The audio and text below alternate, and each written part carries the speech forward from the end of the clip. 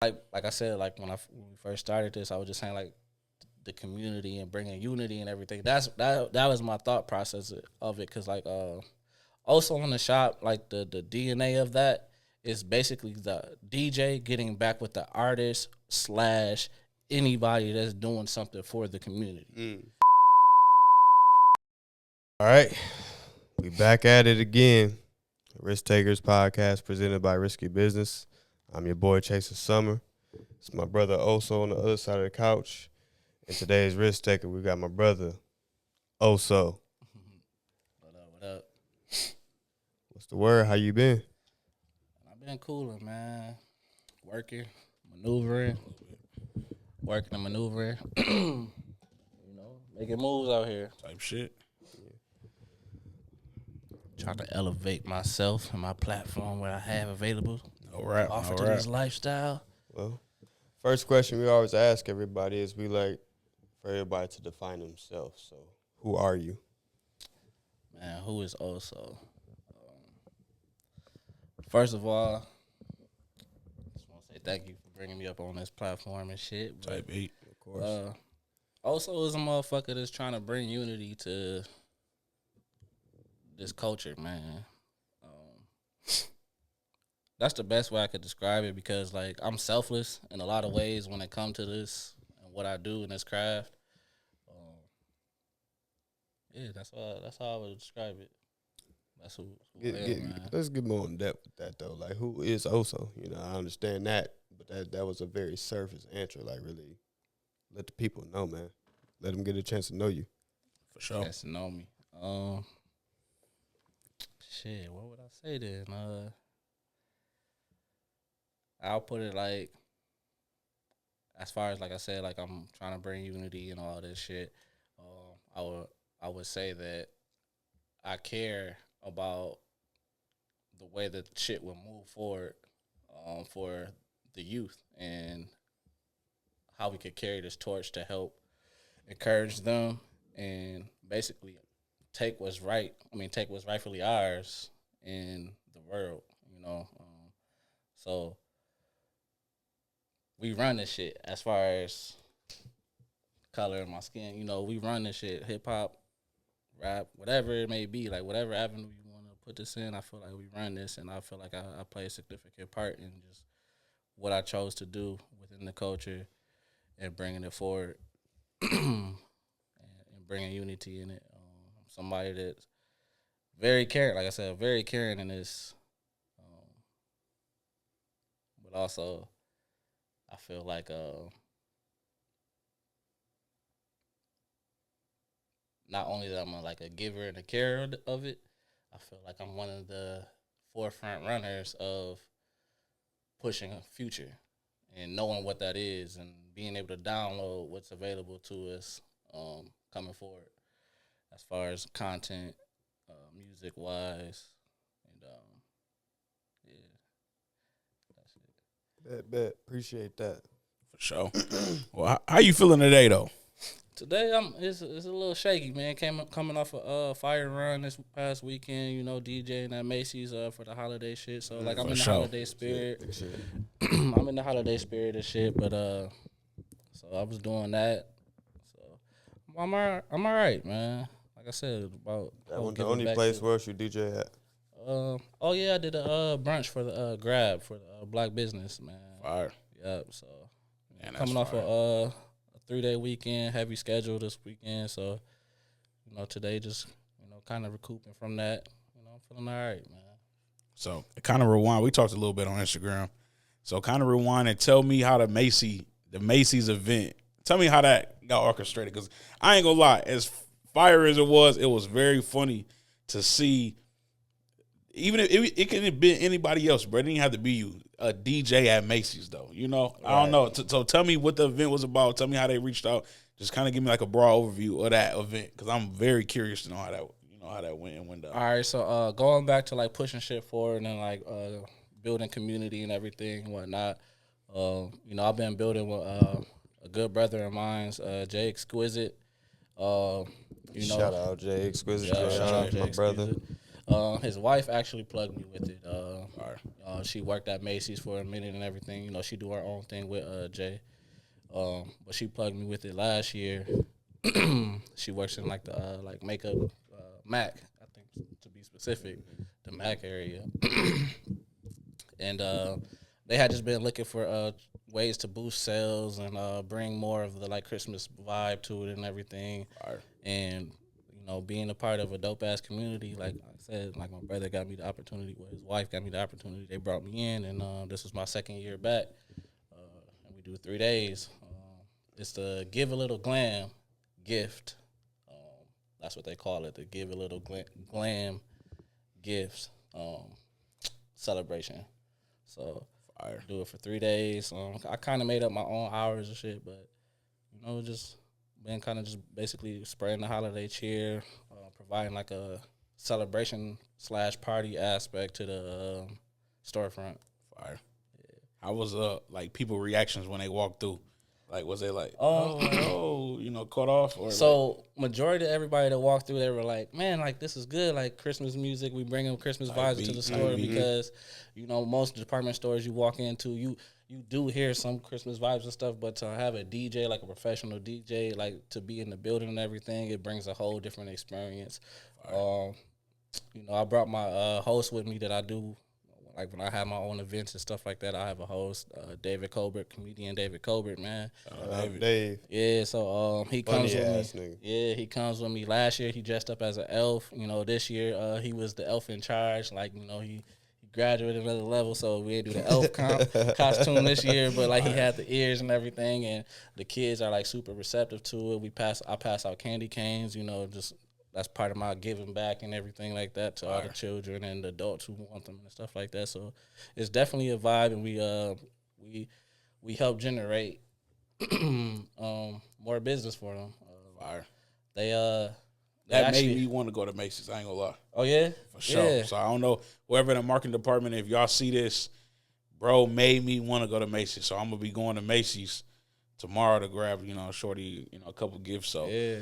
I ain't even see you there, you know. But the fact that you was there, I was like, man, Macy's like that sound like Revive or that sound like Neiman Marcus. They do some dope shit. You know, Macy's was once of that ilk, you know, and I feel like they still are. And it's just not like in our city right now. It's not looked at like you that. Go to Chicago though. Yeah, like growing up, like Macy's was looked at one of those department stores like a Neiman Marcus and whatnot. Type. And I've been working with them a lot. Like, you know, I actually talked to corporate and everything. I was supposed to be doing some Juneteenth stuff that's actually this year, but it did fall through because they decided to do some construction on the when I was going to be at in New York. But hopefully this next year I could do some vibes for Juneteenth, you know.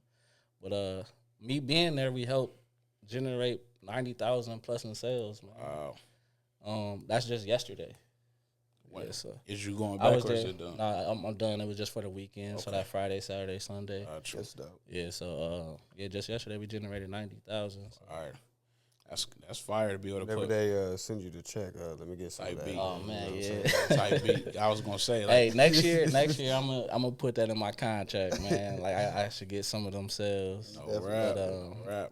I'm definitely plugged in with some of the other vendors that they're gonna do throughout the year. Macy's just held this as far as just a Macy's corporate event for the holiday. But talking with the managers and stuff like that, they said they're definitely going to get the vendors like Dior, Chanel, and everything. They throw out big money and big deals throughout the rest of the year. So I may be back in there throughout the rest of the year, man. All right, that's fire. Definitely praying for you on that one. Being able to put Macy's on your DJ, you know, work with list. That's like a whole nother level. I actually started as just corporate events. I started doing stuff like that, like for corporate. That's how you started DJing? Well, it's not how I started, but that was the ilk of what I was doing was just private events and corporate. It's my first year in nightlife. Type beat. I was gonna get to that too. So kind of rewind a little bit, and we talking about something that's present day. You know, we seen, you know, where you made it to now, but kind of rewind, like, you know, it's your first year outside for real. You know, a lot of people getting to know you, and I know when I was like, man, DJ Oso, you know what I'm saying? Right. I thought it was only one Oso, you know what I'm saying? But type beat. So your name. So like rewind. Tell me how you get the name. Let me hear how you got the name. I want to hear that. That's an interesting subject. I would love. I never heard of that. Man, that's funny. So my family, man, like I used to hug everybody real tight, man. And I had some Hispanic, So when I used to hug people, they used to be like, it's like a bear hug Type beat. So bear in Spanish is Oso. And then like going through high That's school, dope. whatnot, and stuff like that. I was real fly. I was a fly guy, man. Still a fly guy here and there, when I decide to be. But it was like also fly or also fresh and stuff like that. So That's dope. it's real simple, man. It's Sure. like nothing too serious about the name. Just a little nickname and shit. Type beat. Similar, but I wasn't hugging people. Mine was Nah, more no. like Big Los, and big, bear. So, Oso, Loso, and then people used to always say it already. You know what I'm saying? But, so similar, but I wasn't hugging nobody. But Nah, similar yeah, though. I had a bunch of nicknames, man. Like especially like from the Hispanic culture and stuff like that. Motherfuckers used to call me Myron and shit. Like Myron. Myron, like it's a bunch of names, man. But also just really stuck that I really liked about it. So like I kind of ran with that one. Type beat. That was really cool for me. So. That's fine. I remember when I first found out that was your real name. I was cracking up. I was like, Oh what? yeah. Myron is People crazy. get that from was it the Tyler Perry joint? Myron or Byron? Yeah. Myron. I got a few people at work that be on that shit, and then my mother-in-law she be on that shit too. She'd be up, Myron, but it is what it is, man. But yeah, back to the original question though. Tell me how you got started. Tell me what made you want to pop outside. I know you probably been DJing for some years now, but like, tell me what made you want to jump out to the industry. How did DJ even start? Oh, so okay, we can go back to the Mine, go beginning. there Oh, first. start to the day one. All right, so day one, I feel like it was 3 different points, maybe even 4. The first official where I got like the itch to DJ and I downloaded the DJ program. It was 2005, man. My dad took me and my siblings. We went out to go see my uncle in Vegas for Christmas. So it was like a birthday gift slash just a family vacation thing. And he's a DJ out there. And that was when Hate It or Love It, London Dogs I on graduated top. that year. Yeah, so like all of that like was popping out there, man. And it was another song the joint the game had with 50. It was on. This This is how we do it. So that song like Yes. was it was popping out there before it played was everywhere. where in Grand Rapids it was going on and stuff like that. So when I was out there getting to hear like these fresh mixes that he was doing and stuff like that, and he was a vinyl DJ, so like I was just looking at his vinyls like, man, this is dope, this is that, and he was like, oh yeah, you like I see that you took a liking to it. He just started mixing, and I was like, oh yeah. So he made a CD for me on the plane ride. We had CD players back then. So on the plane ride back, I was just listening to that mix. That shit was so cold. I was like, man, when I got home, and I was already downloading music and selling Type it, beat. putting it on CDs and stuff for people and everything. So that was like my very first like I want to DJ. Sidebar: who had the best verse, 50 or Game? 50. I'm gonna say 50. I put Lamborghini doors on the Escalade. Escalade. Yeah, so Yeah, like he he kept came on that. so smooth. And he waited too. Like he didn't Yeah. start the song or nothing Right, like right. that. Yeah. It was just his part took Low you. Pro, man, look like Yeah. I'm riding on Blaze. Blaze. Yeah, man. Yeah, so 50, I got it. Like so so I went back to the crib, downloaded virtual DJ, man. This one we was out, my family we kinda was living large, we was in Bailey's Grove, so we had I was doing it. we had like Yeah. a computer, you know how they put the computers in the kitchen and stuff like Tight, that. tight. We had that little setup, and I used to, you have to fight your siblings for computer time back Sure, then. for sure. It wasn't on your phone as prevalent as it is today, man. Yeah, So you really just was on that computer back then. So I used to fight my brother and my sister for that computer spot in that time, and was on virtual DJ for hours, man, making mixes and stuff like that. And that was when I first started. So I was 15 then. And then I stopped. I didn't pick it back up. Like it was just some shit that I was doing at the time. So then I say the second time that I was like got the spark to do it was in high school. I met one of my good friends, man, Daniel Phelps, man. He go by the Ultimate DJ. A lot of people in Shout the out, city bro. know who he is. You know, I kind of was like an assistant DJ with him. Like I never had the itch to actual DJ, but like I was just watching what he did. You know, he had the turntables and stuff. We did the high school parties and stuff like that, middle school parties, and I was just like watching. So like I kind of that's when I was doing like my apprenticeship. You know, like without even touching shit, I would just because like I knew how to download music. I knew what was popping. You know, I've always been that dude like to know what sounds good. But I just wasn't actually DJing at the time. Right, he was doing that. Right. So he was going to corporate events, and I was help packing and stuff, doing the groundwork and all of that then. So I kind of like knew how to do and handle equipment and stuff like that based off of that. Then the third time, I just picked it up and just started running with it now. I had got asked to do a family member wedding just because I do music. I be in a basement chilling and vibing and stuff. So they was like, can you do our wedding? And from there, it's been running. It's been off the ground. And that was like 6, 7 years ago. That's crazy. Yeah, so. Did you charge them? Yeah. What you charge them? Yeah, I don't remember the exact price, but it wasn't nothing crazy. It was cheap though, right? Yeah, okay. It wasn't nothing crazy. I don't know. I probably got like 600 from it. Damn. That ain't 6, cheap. 7. That ain't cheap. That ain't cheap. That's professional DJ price. That's professional DJ For your first one? No, for a wedding, that's cheap. I know, but for your first one? But I'm saying for a wedding, a price period, 600. That's decent. Make sure you remember that.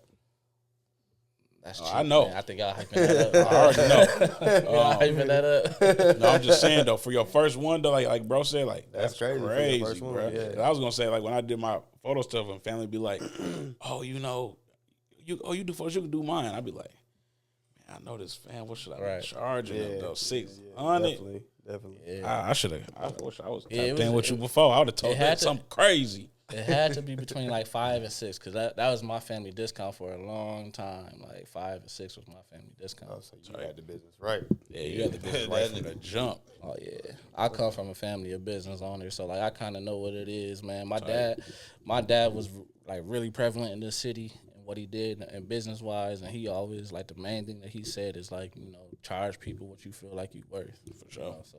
That's real. That's a good lesson to have at a young age too. Yeah, so like that's something I carry with me. Yeah, that's why I turn a lot of stuff down now. Like just I'm not with it. Or like it's the money or the opportunity. I weigh it out. Mm-hmm. If the opportunity is bigger than what I'm going to get paid, and the not the opportunity, exposure. Yes. Money versus the exposure. If the exposure is worth more than what I'm going to get paid, I'll take the exposure. Yeah, sure. Like even this Macy's thing, like I got paid a pretty penny, but I could have got paid more because it's 3 days. So I just look at it as that event. I looked at it as an opportunity to give back to other people. I had a whole lineup of what I planned to do. It didn't get to go as far as I wanted it to, but I still was able to bring my host in and bring another DJ that I've been fucking with. Pause. Man, crazy. Another, just giving opportunities, man. Type beat. Put them on platforms. But yeah, that was like kind of like the 3 points of when I started DJing. So let's get to the 4 point. Let's get to now, top of the year. So yeah, so like I said, I've been outside, man.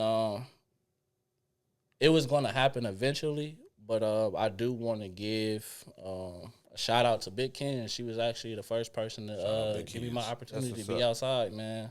We did a 2000s party back in last October. So last October was like really my first year out. I mean, my starting point of being outside. And I feel like I killed that shit ever since then. I feel like I was there. Where was it at? Yeah, that was at Billy's. Was it at Billy's? No, that was at Billy's. Oh, then I probably wasn't there then. Yeah, it was like I wasn't working. I can't remember the exact title name, but it was a 2000s party, and that was my first time outside for real. I think my first time seeing you was that's like the haiku first. Pyramid Scheme, I want to say. Oh, you did the haiku stuff? I wouldn't count the haiku as being outside. Yeah, I hear you. That's outside. I mean, well, so when you think about nightlife. Yeah, I'm thinking about nightlife. Man, but let me tell you something though. Okay, what's up?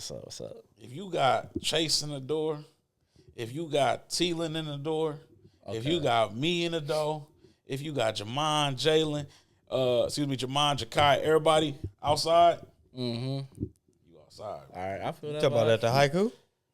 Haiku. The haiku. No, the haiku is definitely a great experience, man. I'm not talking about performing. I'm talking about You know, he said he wouldn't count that as outside. Outside, yeah. Like I would count outside as like nightlife. Oh. Nah, that's It's outside, like bro. the stigma of being No, I hear outside you. type Yeah, shit. it's like we you know, getting ready to I'm turn a little up. old, you know, Yeah. when you hear outside. Outside, a relatively new term to COVID. So don't say the old head stuff, bro. Really? Man, people been saying, bro, ever since being back outside was cool, bro. Nobody wasn't really saying I was like, we outside like that, bro. I didn't know until that's like what that COVID. meant though.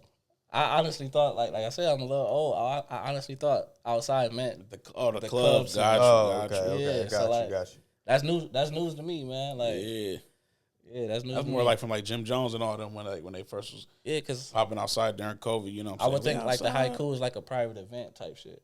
Man, but you But got like much respect to the haiku, man. I pay love to that get in, though. experience. I just know that's where I met you at. So. Yeah. That's outside. I would count that That's- outside. So I'll say the haiku, man. I mean, if you count that as outside, man, sure. like I built a lot of connections and networked a lot through the haiku, man. Shout out to my brother Cujo, man. Sir, shout out. Coach. Shout out, cool. We I gonna love get that cool man. on here. Like he's really dope for bringing that. Like I feel like he was the starting point of bringing the city together to where it is today. Whether they want to give him his flowers or sure. not, the haiku experience like definitely like brought a lot of different people together and gave a lot of people motivation to do and be where they are right now. So Because I know Jay was doing a lot of shows, but as far as like, you know, regular events, you know, with a name, I would say Cool was kind of the forefront for, you know, a lot of these smaller events that's trying to be on the rise and, you know, be having a certain type of music. Because I feel like growing up is for a minute. I mean, you a DJ, so I mean, you can attest to this. So can Brendan, you're a producer. I feel like for a minute, a lot of our events was kind of, anybody who got a sound, you know, anybody who got a little buzz. Come on, now I feel like a lot of these events is more curated to this group got this type of sound. This group got this type of following. You know, so I don't know how you feel about that as far as like when you DJing. Would you say that's an accurate statement for events that you've been doing? I mean, like speaking to the haiku, I feel like Cool curated a variety of Type B. different vibes of what's going on. I know, like in the past, because that's when I was outside again. But I wasn't outside actively DJing. I was producing at the time. I would go around. You know, I'm a producer. I do this, and that. Nigga, no, you not. This was at the time back then. I was dropping shit then.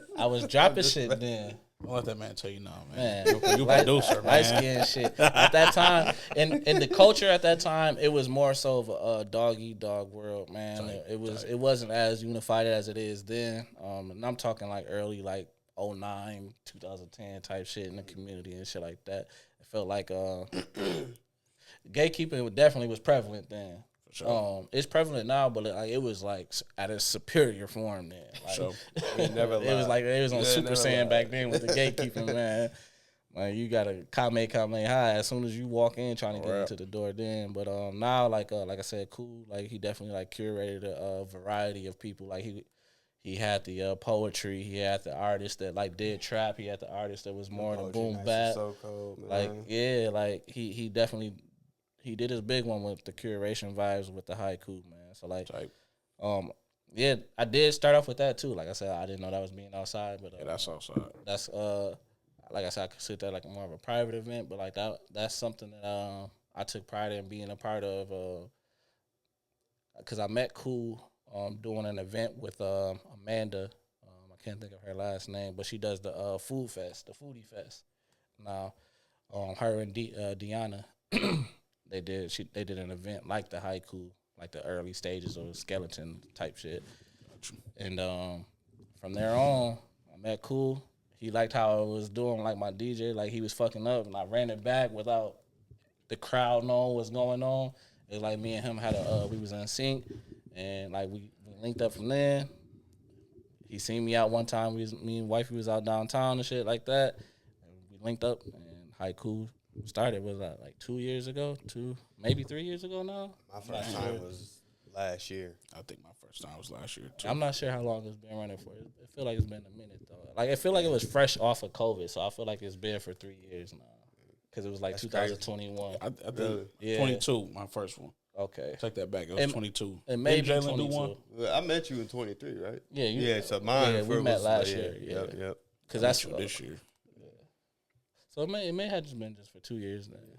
Yeah, but yeah. Shout out to the Haiku experience, man. He got another one on the 28th. I can't be the DJ for that. I got an event going on. I told him he killing me, man. We Cause outside. I want to get back. I want to get back to the Haiku because that's when I could like. I mean, I'll be free at any event that I do, but the Haiku is when I really could tap into the music that I like to do. Cause like I'm more of an old head, man. Like I love playing like older vibes and like mellow vibes type shit. So I love doing the haikus. Fire. So, you got any more questions relates to the DJing? Yeah, I was gonna ask, well, this year, no, I was just gonna overall ask him about his style, because the thing that I personally love about my brother's DJing is his ability to mix records together. And I was just gonna ask you, like, where does that come from? Because we've been in the cut where cats don't see you doing what you're doing. It's like, oh, okay, it's time to step up. And we talking about some of them ones that we look up to. Don't see you and been like, hey, all right, that's what kind of night it is. It's time to get into that bag. Like, what is it that? Where did that come from? So the style that I do, when you DJ, it's like many different styles. People scratch, people. I do like a blending, like mashup type thing. And then people just do. It's more so like a playlist style. Like they play a song and then they cut it, go to another song, and that's smooth and everything. But the blending came from like I said, my dad owned his own business. I was actually a part with him doing that, and we would just be listening to DJs from Vegas, and my uncle being one of them. What is your uncle's name? He don't have a DJ name. Okay. They just call him Tony. Okay. Shout out Uncle Tony. Fred. Shout out Uncle T for sure. Yeah, Fred, Tony, or Fred. So shout out Uncle Fred, Tony Fred. Tony Fred Tony.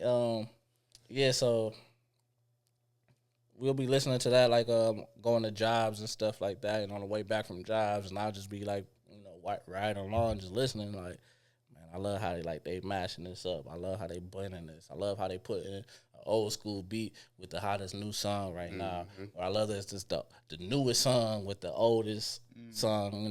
Some Earth, Wind, and Fire, some shit like that. And, like, I love that style. So when I started DJing, I kind of and I picked it up quick. Like, he was hating on me, being a producer, background and shit like that. I kind of understand music and how you do certain have different elements with music. So it was easy for me to pick up on how they was doing it because I sampled a lot. So being I was more of a sample based producer, having that background when it came to DJing, it was really easy for me to blend whatever I wanted to blend. And that's kind of how I got the inspiration from that. So, shout out Vegas, man. Vegas did a lot for me, as far as my DJ career, and I would love to get out there and do some shit.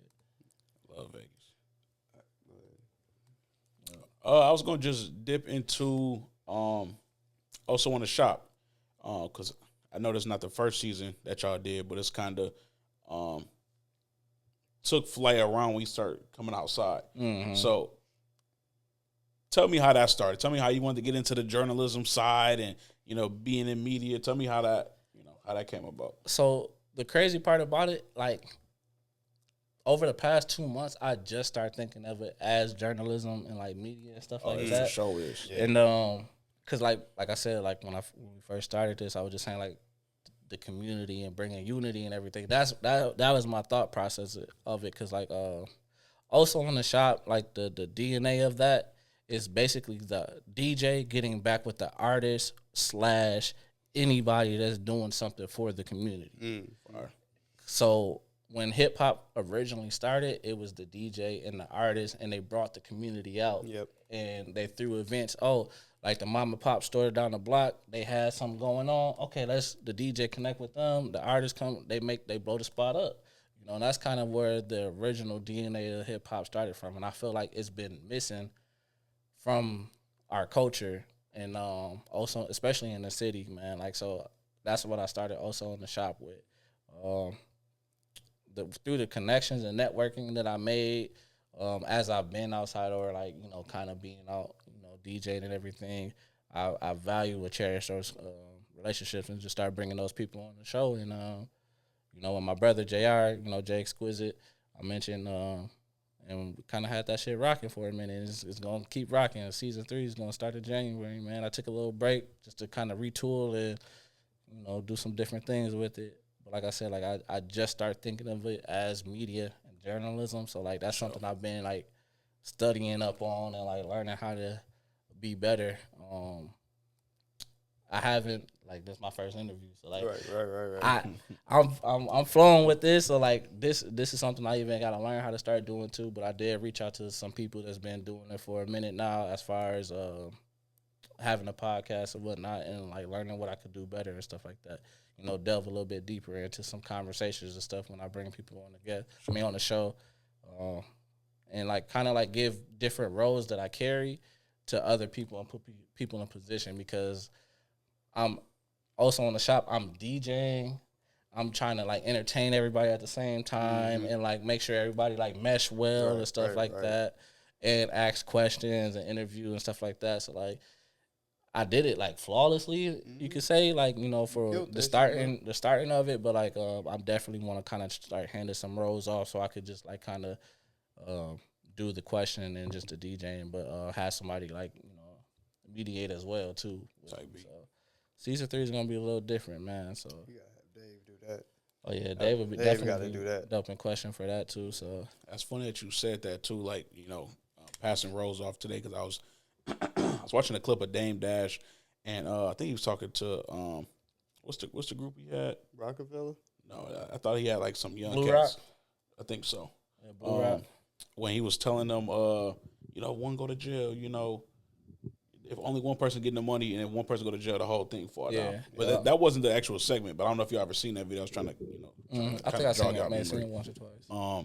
But he said it is important to not try to do everything on your own or try to do everything yourself. You know, if you got 20 rows, pass 20 rows out. You know what I'm saying? Because if you doing something, but if you doing everything by yourself and you doing one thing, only one thing get done at the 20. But if you got 20 rows and you pass that out, everybody get 2 to 10 people. As you doing 2, a whole nother, you know what I'm saying, 18 getting done at the same time. So that's, you know, funny that you say that, because I feel like that is important with building a team. As you scaling, make sure you finding, you know, people to be a part of it too.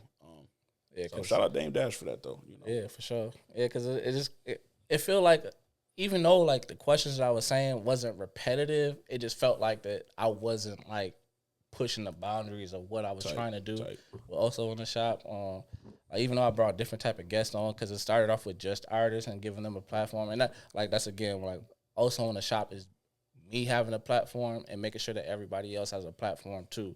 So if you're doing anything and like you not putting out content, come to Oso in the shop, and I want to help you do that. Like that's what that all was really about. It's just like pushing people forward, man. But I just felt like I wasn't pushing the boundary, not so like I want to like reach out to other people who like to help so I can learn from and stuff like that, and so everything wasn't sounding, you know, repetitive and shit like that. So with Oso in the shop, we see so many people like Nori, Gilly, so many people in hip hop, you know, get into the podcast game or interview game, anything, you know, as far as media. And I would say a mass majority of them, media has taken them higher than music. And a lot of them kind of do at the tail end of their career. You doing it like right here, neck and neck. Do you think that Oso in the shop will pass up, you know, DJ Oso? Or do you kind of, you know, see DJing being one? That's a good question. That is a good question. I don't think it will ever like surpass me being a DJ, because I feel like I'm always gonna keep it there. It's real time with what I'm doing. Like I actually even like schedule some episodes to be when I'm gonna be outside the next day or the day before type shit. Like so like I always try to keep it like that. That way, like you know, that help boost, you know, my platform and what I'm doing. Okay, or like I said, it's more so like also in the shop is community based. So like I'll bring somebody on, like Chasing Summer has a beat tape coming out. Okay, the next day is Hike Cool. He gonna be performing at the haiku was beat tape and shit like that. So I want to put it right with each other. Like, okay, oh, we're going to talk about this and also on the shop. Okay, now that we talked about it and we played it, you can come get a chance to see it live. You know, right now you could just watch it live, whatnot, but like you could come, you know, feel, touch, and experience the room and shit like that, what he doing and stuff like that. So I feel like I'm never going to like really like 100% just dive into media and stuff like that and forget DJing because I really love DJing. But I feel like I'm gonna keep it right here, balanced out. Type beat. So hypothetical, because the fans could turn you into something where more people might tune into the DJ or more people might turn into the media side. Would you be okay with putting your time in where your fans is following you the most, or like you said, I know you want to keep it equal, but at that point when that crossroad may come, would you be comfortable with doing something like that? It depends what the situation is.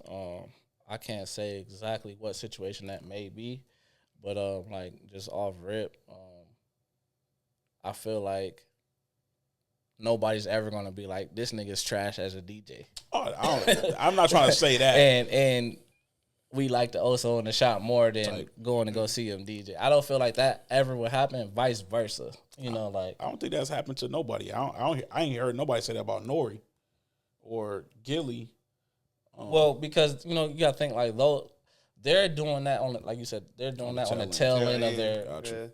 Because when they were hot, and then you know they kind of chilled out, and because the connections they made allowed them the opportunity to do what they're doing now. Gotcha. I'm doing a little something different. Like you said, I'm doing it at the same time. So, like, I don't feel like that would ever be, like, a conflict, you know, because I'm not, like, when I go out and play music, I don't hear any bad things about me DJing. If anything, I always hear, why you not back up there? Why you not on this lineup? Why you, like, and that's, that happens a lot. So. How does that make you feel? I'm not really ego based. Like I can't really get into it. Like if I wanted to, I could. It's a side of me that could really get into that. But like y'all ain't seen the group chats, right? it's a side of me that can get into that. But like publicly, since I had kids and stuff, like I'm not really like you know I really like. There's a few people that know me for real, like who knew who I was like before I had kids and stuff like that. I could really turn up and you know be who I need to be, but like it's not that deep to me. Like, so, it's not that deep to me. Mention your kids. That was also something I want to touch on. With being outside and you balancing a whole lot, you popping every weekend. You got an event here, there, everywhere. Tell me about that. You diving into both of those huge things and balancing having kids as well. It's definitely tough. Like this is the first year that like I really had to deal with it. With some private family things going on behind the scenes. But I feel like I've done a good job on that with carrying a different job besides like outside of DJing and everything. Being on second shift, which I don't get to see my kids throughout the whole week, and doing stuff in nightlife on the weekends, it's been really, really difficult. It play with your mental and, questioning yourself like, damn, am I being a good father, this and that? But I know what I'm doing as far as trying to push myself forward where I don't have to rely on corporate world to provide for me and my family. That's I keep the baseline. Like I'm not out enjoying the party scene. I'm out working. In the party scene. So that's something that like I keep letting them know. Some events that they can't go to, like obviously the clubs and stuff like that, I try to make sure they can go with me in anything else that I do. So you pulled up to them at the Trauma Project. Well, the Trauma Project. What's the other joint? Haiku once. When we was at the Ambrosia Theater. You went to So even when I'm not DJing and stuff, like I'll pull up and like so I can introduce my kids to who I'm around, who I'm working with, stuff like that. So that was the 616 meets with the Kalamazoo event. So like I try to balance as best as I can, man. It's tough. It gets difficult at times because my oldest son, he always, Dad, where you go? You got a DJ tonight? You got to do this, and that. Can I go? Can I go? Oh, you can't go this time, but when they can go, I make sure that they can go so they can see what Dad is doing. Man, that'd be so dope. I remember when I brought my daughter out to was it the 616? What's the ones we were doing at the art gallery? Rap Ad. Man, having your kids with you in the moments, bro. Yeah, just so they can see you do what you do. Yeah, it's a dope feeling, man. It's really a dope feeling. Yeah. And my youngest son got to come to the last Trauma Project show. That's right. And he got to see what I was doing with that. And to be able to be like, hey, we won our prize, and he was actually there, seeing what it was, like especially that historical moment. Yeah, that was really dope, man. That was really dope. Damn, that's hard though. Because he got to go to school, tell his friends, like, yeah, my dad was doing this, that. Yeah, teacher's like, oh, really? Yeah. So that was really dope. That's dope for sure. Where do you want to take DJing as a career? As a career, I want to continue what I'm doing as far as like Oso in the Shop, but on a travel base level. So like mixed in with like what the haiku is, and like family friendly events. So I don't want to like speak about it publicly yet or what I want to do with that, but it's in the works and what I'm gonna be doing. It's gonna be some. I want to basically get outside of us just always having fun at the club and nightlife. I'm with you. I'm going to do events during nightlife, but it's going to be different. It's going to be catered a little bit different. Where it's different, providing different vibes and stuff like that. And also, I want to travel, man. I would love to do some festivals and stuff like that. I was going to say, you never see yourself as like a K-Tronada kind of thing or anything like that? Eventually, because like I said, with the producer background, I do want to start doing some stuff like that. Eventually, it's just like in the creative space with what I have like on my workload in life, I'm not able to like dive into that creatively yet. Like I don't have that time to like make music like that and then go DJ it. That's really time consuming. Yeah. So. That's true. What about tours? Would you be interested in if an artist reached out, Oh yeah, for sure. I've had an opportunity to do that. I'm not gonna say what artist it is, but just say I'm gonna bleep it out.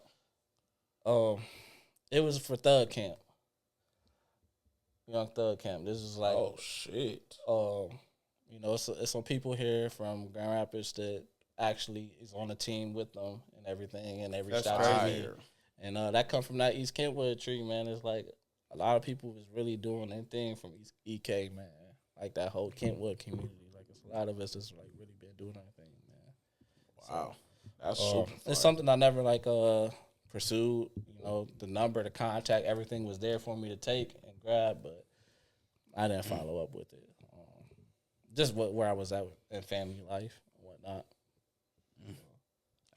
I wish y'all could hear what he just said. That was amazing, bro. That's dope.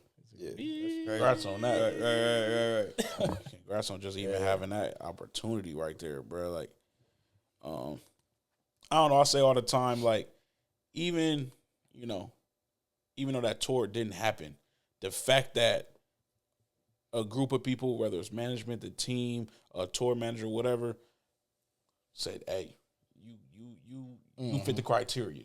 Right. We interested." And that's still an accomplishment, bro. By the that's way, still a win. that opportunity came by my brother Jay Exquisite again, man. Like Shout out Jay Exquisite. His shop was so vital to like a lot of connections. And what's going on. Because like somebody could be getting their hair cut, and then somebody from, like I said, EK got like a lot of motherfuckers that's really doing some shit right now, and you get reconnected with people. So you'll see somebody in the chair, I'm like, and then my brother will hype, also doing such and such and such. Oh yeah, this and that. And that's how stuff is supposed to work, man. Like, support. That's how support is supposed to happen, man.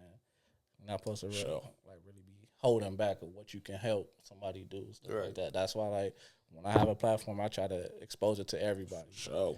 But it's not anybody. It don't cost a share nothing. Yeah. Well, we had that conversation for sure. Yeah. I want to ask, so you're from Chicago, right? No. Originally, I'm from Saginaw, Michigan. Saginaw. 99. Chicago came into place when my parents got a divorce, and I moved out there. Me and my Well, dad how old moved was out you when there. that happened? I was 15 when that happened. So how that, long that was you out shortly. there? I was there off and on for 4 years, the duration of high school.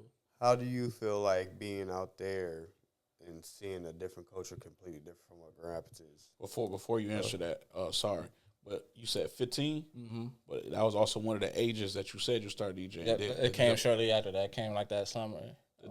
Was a divorce Yeah. a contributing factor to you DJing? Back when you was 15. Nah. Okay. Nah. No, I was just gonna say, how do you feel like that shaped your current musical, production, DJing, and all that stuff, and just view of life as a whole? Chicago definitely did help. I wouldn't say it was the thing that did, because my family, we traveled a lot. Like we went to, excuse me, got family like down south. So we was like always traveling, going to different places and stuff like that. So like I've always my eyes just always been open to how different people move and stuff. But when my time in Chicago, I definitely was on the scene. I definitely was outside doing shit, I wasn't supposed to be doing, and being involved in places I wasn't. And music was definitely prevalent in that. That was like when Gay was at his peak, at that time, like coming out. When did Chief Keef and them pop off? That wasn't until like 2010, 11. 2012. Yeah. I was 2012. I remember very vividly. I was my summer. I couldn't remember. Went into the 10th grade. Y'all old. Yeah, I know. I was definitely Yeah, so high school it wasn't a drill scene out there yet. Yep. It definitely was like more like straight hip hop common and all that. it was that, but it was more of gangster culture too at the time too. So, but and they had the juke. That's really what we was outside dancing a lot. Oh, so you was hitting that dance? Oh yeah, man. I was doing. You do that? I can't do it no more. I broke my leg. I can't do it no more. Like I just catered an event, DJ'd an event. Get this nigga like some that. oil. You need to oil his joints. First of all, no Diddy. Yeah. But no cap though. I would love to have seen you at. Bro, they be going crazy. Yeah, bro. they do. Man, They do. warehouse events and stuff. All like we was outside Right, doing. 'cause they got a all big that. house scene out there too. Right? Yeah, house scene was going crazy. I wasn't at that age. I wasn't into the house music. That grew on me. That was something that happened later in life. But yeah, juke music definitely was it. Like at the parades that they do it, man. It was lit. It was lit. Like the 4th of July, like all that. Mm-hmm. Was lit.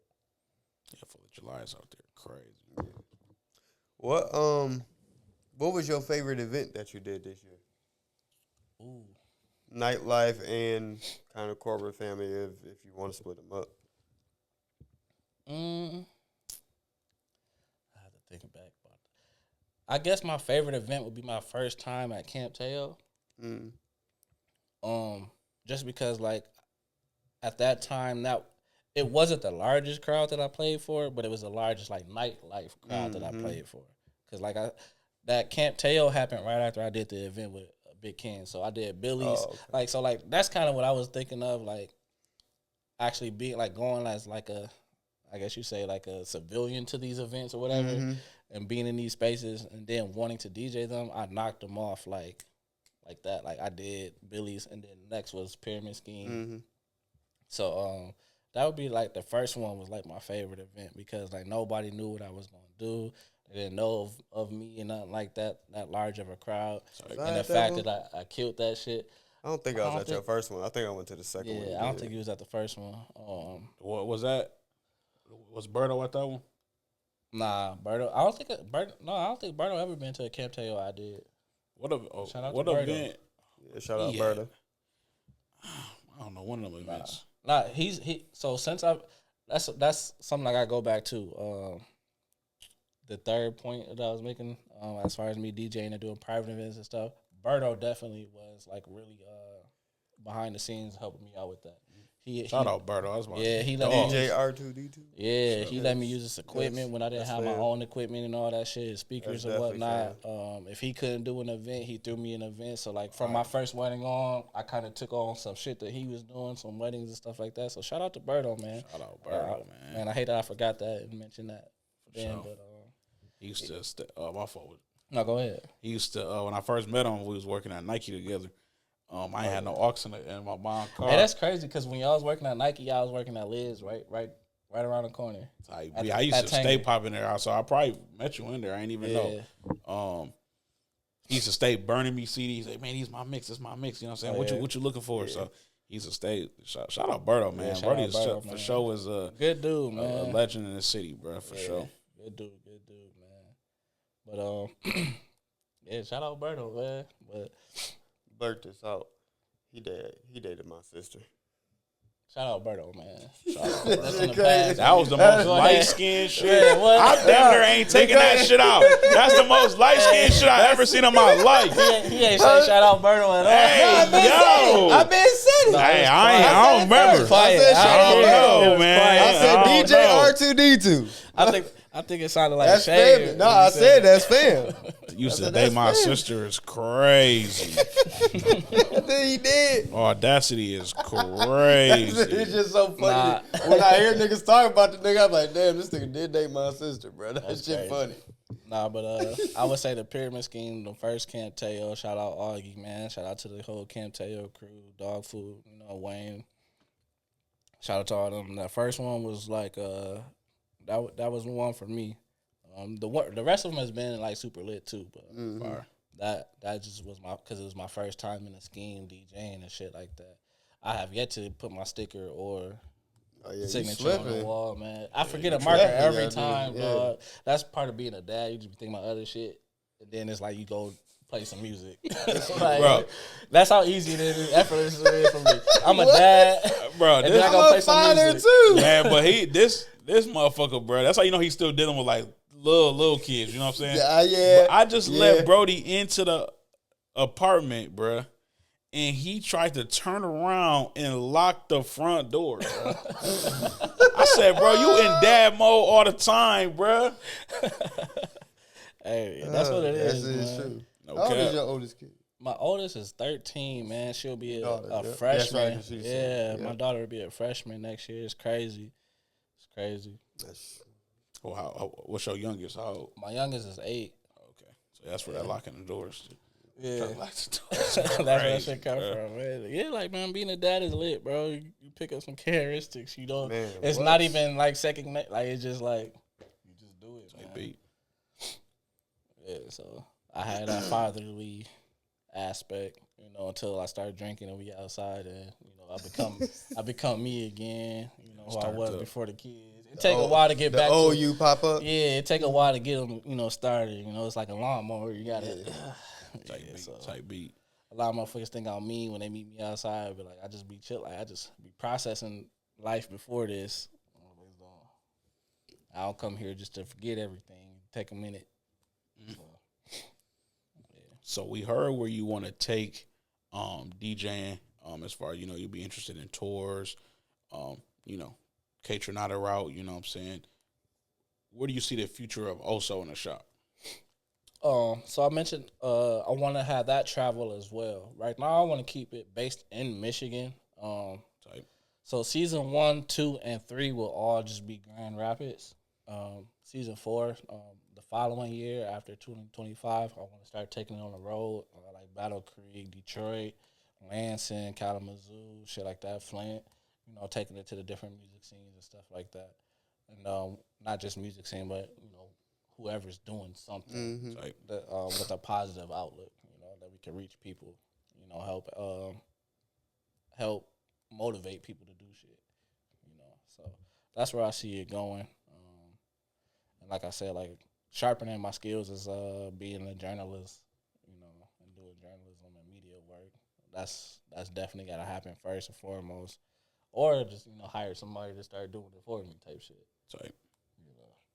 Which that's gonna come into fruition as well, because I do have a couple of DJs under me that I'm helping pursue their dreams and shit like that, and hopefully they can start helping me with the travel aspect of Oso in the shop eventually. So that's like one thing that I do. Like anything that I'm involved in, whether it's DJing, producing, fatherhood, anything, business, I try to bring anybody in and help them and give them that platform too, or knowledge and advice to pursue that. So amazing. 2025, man. Let's talk about it. You know, we done started with the past. We started with the right now. Let me hear about the future. 2025. What it's looking like.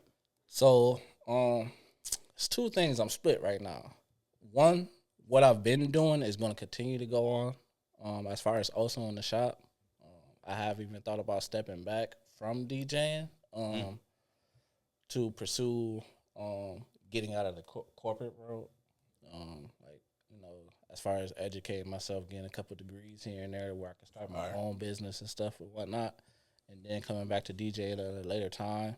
That's one option on the table that I'm really like leaning towards. The other thing is pursuing me as a DJ. I have my own events that I want to do. That's like, what we saying. That I mentioned. We waiting on them. Yeah, so my own shit is like I said earlier in the Definitely pod. can't get out in union to hit your own run of your own.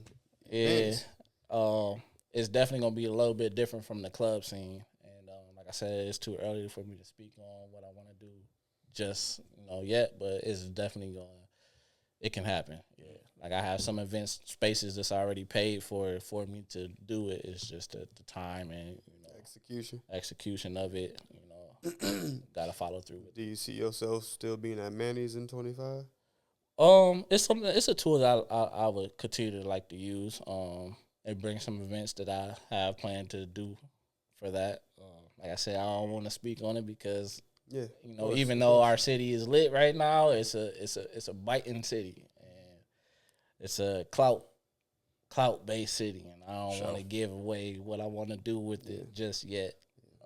But Talk about it until you're doing it. Yeah, I definitely want to continue to use Manny's as a tool to help, just sharpen my craft of what I'm doing and play what I want to play.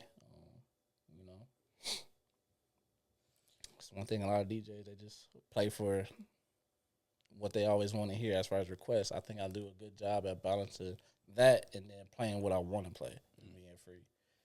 So outside of Oso In The Shop and outside of your DJ career, back to 2025. Is there anything else you want to try? You know what I'm saying? Anything that's like, man, I really want to, dip in this avenue. I want to try this out. I know you mentioned, getting degrees, but, maybe something that's even like hobby-based that you want to kind of maybe elevate that people don't know about. I definitely want to tap back into producing. I want to get back into painting as well and experiencing that. Growing up drawing and doing like shit like that back in the day, like was really good at that.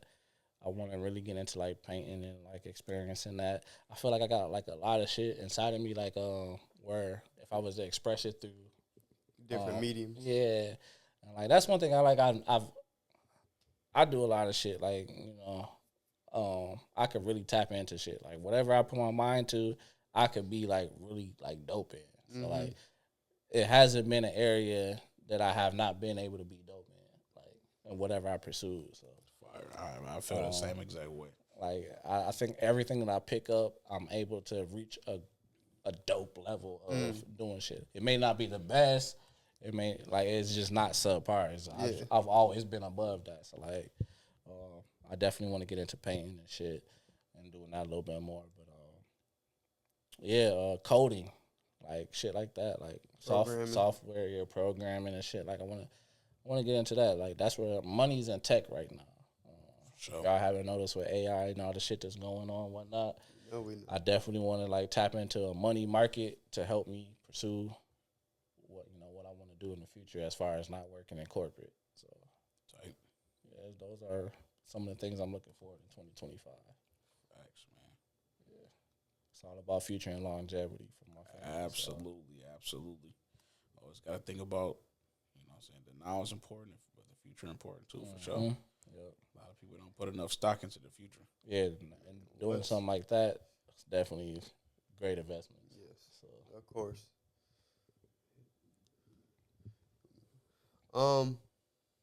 Let's talk about the city of Grand Rapids for a minute. The music scene, hip hop scene, whatever you want to call it. What are your views on it? Right now I feel like it's in a very healthy space. It could be a little bit healthier. Always. But from where it once was at, I We feel growing. I feel like it's in a very healthy space. Like just to speak to the DJ community, I don't know where the DJ community was before I was a part of it, but I know that right now it's really healthy. Like just this past weekend, I was able to call a few DJs and stuff and ask them to use a set of their speakers because I had double booked myself for an event, Macy's and a brunch. And the reception that I got was like really good, and the fact that they were booked and busy too, it was like really dope. So like as far as the DJ scene go, I feel like it's really thriving. There's really like a lot of dope DJs out here. Who are some of your DJs that you want to shout out or that you look up to as the OGs or however you want to label it? Who I look up to as the OGs, I feel like it's the same for everybody. Is you got Comp, Omega, AB, you got Super Dre, Troy Caesar, man. Like I've DJ'd with 3 of the 5. As far as the OGs, I would love to DJ with Super Dre and Troy. I really want to DJ with Troy because I feel like you did DJ with Troy that one night. Nah, I never DJ. Oh no, with he Troy. wasn't working that night. Nope, he I did never shout you out that night though. Yeah, I never DJ with Troy. I would love to DJ. Bounce back and forth with Troy, man, because I feel like our styles are a little bit similar. Like when I used to go out, I used to love like hearing this mix and whatnot. Like I'll never forget he played the Andre 3000 Kanye Everybody shit. You don't hear that shit out like often. Like you don't hear what you want to hear, like Type. what you would hear on your playlist and shit like that. And I love the fact that he like do that a lot. So I would love to DJ with Troy. But besides the OGs and everything, you got Dog Food, Venus, Kins, Boogie. You got Erica. I can't think of her DJ right now, but you got a DJ name right now. But you got Erica. Who else is out here DJing? D-Child. Venus. Oh, you got D-Child. I said Venus. Manny. Manny, yeah. So like, What's this one other guy? yeah, Manny's dope too. Me and his style is like very, very similar. Manny, like I fuck with Manny. But Seventh. It's a lot of DJs out here, man. Like it's a lot. The DJ community is very healthy out here, and I wish the city would give a little bit more support to what we do. As far as I don't know, y'all rocking right now. That's what I said. Like I really feel like y'all the selling out events rappers back to back. and DJs is really doing some shit together. I feel like producers need to get together. DJ JD, man. Shout out DJ JD too, man. Like JD. Yeah, and Cam Beasley, like it's a lot of DJs, crew. man. Yeah, the De Niro crew, like it's a lot of DJs out here that's doing that. DJs thing, is killing it. I ain't gonna hold you. Yeah, y'all going crazy. Grand Rapids should definitely be appreciative of what we have to offer as far as talent. This is a good era for DJs. Because I've been in like different cities and like this DJ ain't shit. Like this is that, and then I look what we got here locally. It's like okay, Money I would Mike, love. too. So I don't know who that is. Like, he do Fuego Nights. And then like even some more OGs that I haven't had a chance to DJ with, but I do know of as far as being outside. L1, L1, shout out Capcom, L1. Shout out Capcom. Ed DiBiase. DiBiase. Shout out Head. Buzzcat, Red, DJ Love, Maddox. Like shout out to everybody, man. Like the community is definitely strong. I know I went to the I don't know what it was called exactly. Like I said, I be in dad life a lot, and then I just come play music. Forgive me, but it was like a DJ event at Pyramid Scheme. This past year. The party thing, yeah. Oh yeah, what's the dude? Snacks? Is it Snacks? Yeah, shout out DJ Snacks. Yeah, Monk. Yeah, Monk go crazy, but yeah, it was tons of DJs. Yeah, it was like 40 plus, and I was just like, wow, this is a healthy community, and like so I was crazy to see. That was crazy to see. I was a deer in headlights there. I'm like, oh, this is. I forgot you was even there. That's crazy. I just popped in for a minute. Right. You popped in shot goes, but I just popped in for a minute. But like, I would love to be a part of that this upcoming year, But it's a lot of DJs in the city, man. That's doing their thing. It's crazy to think about it. Yeah, y'all really are going crazy right now. Yeah, y'all really is going crazy, bro. DJs really is going crazy right now. I just want to get in. I want to continue to get in front of the right crowds. Like me, like I said, like there's a part of me that could really go into ego base and like I'm competitive. Talk your shit. I'm very competitive. Just talk. No just matter a what bit. I do, just give him a little bit. I'm not just gonna do it. A little bit. I'm competitive. You can big yourself up. I know for sure. You I feel can like big yourself up without I'm that. disrespecting nobody. I feel like Okay, I'm that's that. all I'm saying. him, but You him. but it's I want to DJ with everybody. I want to have an opportunity to DJ with everybody. That's all I'm saying. Like I want to be on stage and be in front of more crowds and different crowds and stuff like that. I feel like Billy's and the Camp Taylor events have been like kind of like not repetitive. Mm-hmm. Like I'm very appreciative of doing those type of things, but like if I could get with other DJs as well, like that's what I want to do too, because I want to keep learning. You know, you pick up something different from each DJ, man. Like, but with Omega, like I want to learn how to scratch. He be scratching when he DJ, like, you know. And I'm trying to pause real quick right there. If you ever get a chance to just watch a DJ scratch, like that shit is really magic. I was with him one time, and I was playing some beats, and he just got started scratching, and I'm really sitting there watching. It's the first time I watched up close. I'm like, dog, like that is really magical. Like, it's crazy. That's dope. And then like on the back end, like how he watched me like blend and mash up shit. He be looking like, damn. Like one time he like, man, you trying to fight me, bro? Like what's up, man? Healthy competition. Yeah, so you know, I definitely want to continue to surround myself with other DJs and like keep pushing this community forward because it's very healthy and it's very dope. And if we could be competitive about it, man, let's be competitive about it too as well. It brings out the best in everybody, bro. That's why I say you talk your shit just a little bit, just make them up, be like, oh, okay, when I see you, I'm gonna show you what's up. But it's all love. Nah, it's definitely all love. Type beat. Yeah. You got anything you want to say in closing? Nah, sir. So every episode, we like to highlight risk takers. You was somebody that me and Chase thought was, something that the people should see and, hear the story, hear about what you got going on right now and what you got going for the future. So every episode, we like to give a bottle of Stock the Bar vodka, because they are official sponsor. Shout out, Mr. Can't have the case, you know what I'm saying? I can't get the case? Nah, you can't get the case. Nice case. That's me. But shout out to our official sponsor, Stock the Bar Vodka. They I can't sponsor. get the case for real? Nah. They sponsor every episode. Where can I get a case of custom glass at? I like that. This 101 right here. Shout out D. Okay, that's my dog. Shout out Stock the Bar Vodka. Shout out Stock the Bar Vodka, official risk taker sponsor. And with that, anything you want to say in closing? Where can they find you at? Well, before we get to that, let's go crazy with that lemonade, right? This go crazy. Hold on, man. Let me show that one. This more go time. crazy. Lemonade This go AC crazy at the Hotel. AC. Shout out to the AC Hotel. They the only bar I ever been to. I've been all around the world that they mixers is made fresh, bro. Fresh lemonade with Stock the Bar vodka. Oh yeah, that's crazy.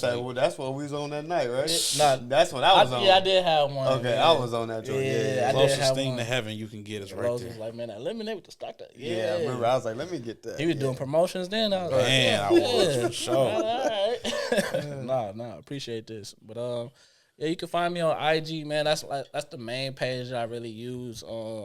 It's Oso _ESSEX. I'm always gonna rep for my last name because my family is dope. You could catch us all across the nation, man. We all do dope shit.